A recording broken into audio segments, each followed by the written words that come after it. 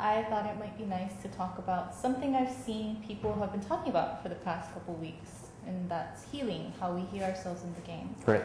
So can you first, I guess, take us through the history, you know, when we started talking about the game, creating the game, how you decided to heal yourself in this way? I mean, there were a couple important factors. Like one, we wanted to move in the direction of not having to do lots of like low-level like health management in the game. We wanted the player to feel like, okay, like I can be shot at and there's gun battles and that happens and everything's fine as long as I don't take too much damage, like in too short a time. And if that happens, then we're like, well, instead of just being dead, you should get wounded and you should have to deal with the repercussions of being wounded and having this life-threatening injury while you're in the sort of intensity of battle.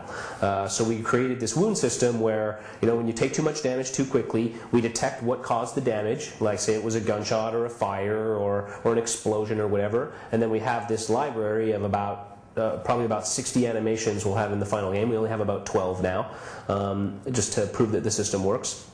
And what will happen is you'll get a wound, and you'll need to get to cover and heal that wound by, you know, pulling a bullet out of your leg, or putting out a fire somewhere on your body, or you know, pulling a piece of shrapnel or something out of your torso or whatever it happens to be. So the idea is to really there's two important things. One is to create a really strong bond between the avatar and the world. If the avatar feels like he's really connected to the world, you know, with all of his animations, like getting in and out of a vehicle, switching back and forth with the gun, like all of this stuff is really heavily animated to make the avatar feel in place in the world. Because what that does is it sort of psychologically makes the player feel in place in the world. And then when we throw these wound animations into the mix, what happens is the player gets this sort of shocking exposure to this wound, which is sometimes a little disturbing and uncomfortable, and the pain of the physical wound sort of psychologically transfers itself back up that same pipeline that we've created between the player and the avatar, but it's a feedback now that comes directly to the player, and he feels just a sort of a psychosomatic response to the physical injury. It makes him feel the pain. It also goes back to the immersiveness where, you know, we're having the minimal HUD, that sort of Yeah. thing. So again, no health pack. So it's about you're either okay, you're not okay, or you're really, really not okay. Yeah, I mean, that's the whole point, is I don't need to know that I have, you know, what's the difference between having 86 health and having 76 health? There isn't really a difference to the player. You could say, yeah, but you can get shot with one more bullet. But when guys are firing machine guns at you from every direction, you don't know how many bullets you're getting hit by, even in a shooter that gives you all of the information about what percentage your health is at.